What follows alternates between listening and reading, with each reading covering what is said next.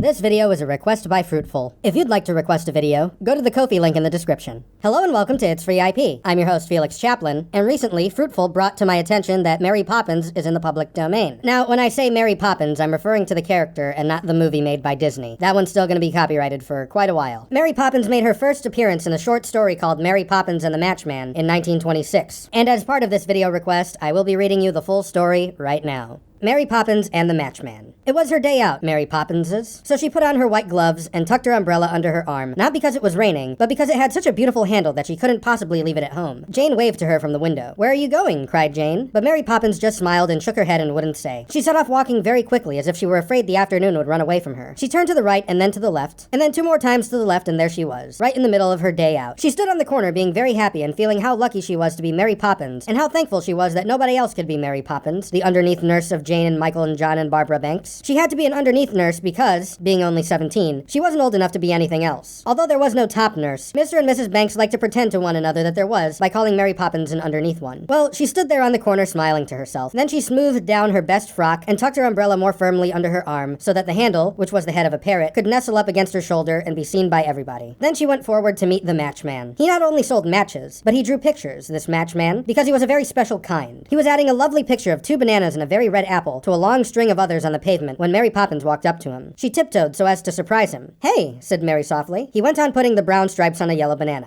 "Ahem," said Mary Poppins with a ladylike cough. He turned and saw her. "Mary!" he cried, and you could see by the way he cried it that he loved her. Mary Poppins smoothed out her dress and looked hard at her shoes and smiled at the Matchman all at once, and you knew by that she loved him too. "It's my day, Bert," she said. "Didn't you remember?" Bert was the Matchman's name, Herbert for Sundays. "Course I remember, Mary," he said. Then he looked sadly into his cap, which lay on the pavement with only 2pence in it. He picked it up and jingled the pennies. "That all you got?" said Mary Poppins. "That's all," he said. "Business is bad today. Can't take you to tea, I'm afraid." Mary Poppins thought of the raspberry jam cakes, which she usually had on her day out, and she was just going to sigh when she saw how sorry he was looking. So she very cleverly turned the sigh into a smile, a good one with both ends turned up, and said, "That's all right, Bert. I'd much rather not go to tea, really," which, when you think of the raspberry jam cakes, was rather noble of her. Then the Matchman took her white-gloved hand and led her to the first of the pictures. "There," he said, "new ones you haven't seen before." "Oh," said Mary Poppins, and she said it in such a lovely way that he felt that by rights the picture should have been in the Royal Academy, which is a large room where people hang pictures they have made for everybody to see. And when they see them, everybody says to everybody else, "The idea, my dear." The Matchman's first picture was of a mountain covered with white snow, and at one side of it were 2 green trees, and on the other side was a grasshopper sitting on a rose. It was beautiful. And the next one was more beautiful. It was all trees and grass and a little bit of blue sea in the distance, and every kind of flower you could think of. "Ah," said Mary Poppins, stooping closer to look at it. "Mary," said the Matchman, "let's go into the picture, eh?" And still holding the hand of the enchanted girl, he drew her out of the street right into the middle of the picture. Puff! There they were, right inside it. It was all green there, and quiet, and the grass was soft under their feet. Mary Poppins noticed that the Matchman had changed. He looked cleaner, and he was wearing a straw hat and a bright striped coat and white flannel trousers. "My, Bert, you look fine," she cried and began to admire him. "You too, Mary," he said, and looking down she discovered she was wearing a silken cloak, and that there was a long curly feather coming down from her hat and tickling her neck, and on her feet were little shoes with diamond buckles on them. She was still wearing the white gloves and carrying the umbrella. They began to walk through the trees, and soon they came upon a little open space, and there on a green table was afternoon tea. There was a pile of raspberry jam cakes as high as Mary Poppins's waist, and there was tea boiling in a big silver urn, but more than that, there were 2 plates of mussels and 2 pins to pick them out with. "Oh," said Mary Poppins, who always forgot all about words when she was pleased. "Sit down, madam," said a tall man in a black coat coming out of the wood with a table napkin over his arm. Mary Poppins sat down on a little green chair, and the Matchman sat on another. "I am the waiter, you know," said the man in the black coat. "Won't you sit down?" said Mary Poppins politely. "Waiters never sit down, madam," said the man, but he smiled at her for asking him. "Your mussels, mister," said he, pushing a plate of them over to the Matchman, "and your pin." He dusted the pin on his table napkin and handed it to the Matchman. "Thanks," said Bert, and began to eat. The waiter watched them carefully. "We're having tea, after all," said Mary Poppins in a loud whisper as she began on the heap of raspberry jam cakes. "My word," said Bert. "Tea?" said the waiter, filling a cup by turning a little silver tap on the urn. They drank their tea, 2 cups each, and finished the whole pile of raspberry jam cakes. Then they got up and brushed the crumbs off. "There is nothing to pay," said the waiter, before they had time to ask. "It is a pleasure. You will find the merry-go-round just over there." And he waved his hand to a little gap in the trees, where Mary Poppins and the Matchman could see several wooden horses whirling round and round on a stand. "That's funny, said she. I don't remember seeing that in the picture, nor the waiter person either. Perhaps, said the matchman, who hadn't remembered seeing them either. They were hidden behind the trees. Perhaps, said Mary Poppins, and led the way to the merry-go-round. There, when the horses stood still, they mounted, she on a black one and he on a white, and they rode and rode, all the way to Margate and back, because that was the place they both wanted most to see. When they returned, it was nearly dark, and the waiter was waiting for them. I'm sorry, madam and mister, he said politely, but we close at 5. Rules, you know. May I show you the way out? They nodded, and he flourished his table napkin and walked on in front of them through the wood. They passed a little red house with sunflowers in its front garden. Just the sort of little house I always wanted, said Mary Poppins, kissing her white-gloved hand to it. Look, said the matchman, pointing at a little donkey which was eating daisies and drawing a very small cart. That's the very donkey I hope to have. Cart and all, to go traveling in. It's a wonderful picture you've drawn this time, said Mary Poppins softly, taking his hand. Just then the waiter stopped in front of them, inside a large white frame, which looked as it were made with chalk. Here you are, he said. This is the way out. Goodbye, said Mary Poppins, smiling at him very gently. Madam, goodbye, said the waiter, and bowed so low that his head knocked against his knees. He and the matchman nodded to one another, and then Mary Poppins stepped through the white frame with the matchman at her heels. And as they went, the feather dropped from her hat, and the silken cloak from her shoulders, and the diamonds from her shoes, and the bright clothes of the matchman turned to dull brown again. On the pavement they looked back for the waiter, but he was nowhere to be seen. There was nobody in the picture. Even the merry-go-round had disappeared. Only the trees and the grass and the little patch of sea remained. But Mary Poppins and the matchman smiled at one another, because they know what lay behind the trees. When she got home after her day out, Jane and Michael ran to her, and John and Barbara shouted to her in their own small language. Where have you been? Cried Jane and Michael. In Fairyland, said Mary Poppins softly. Oh, did you see Cinderella? Said Jane.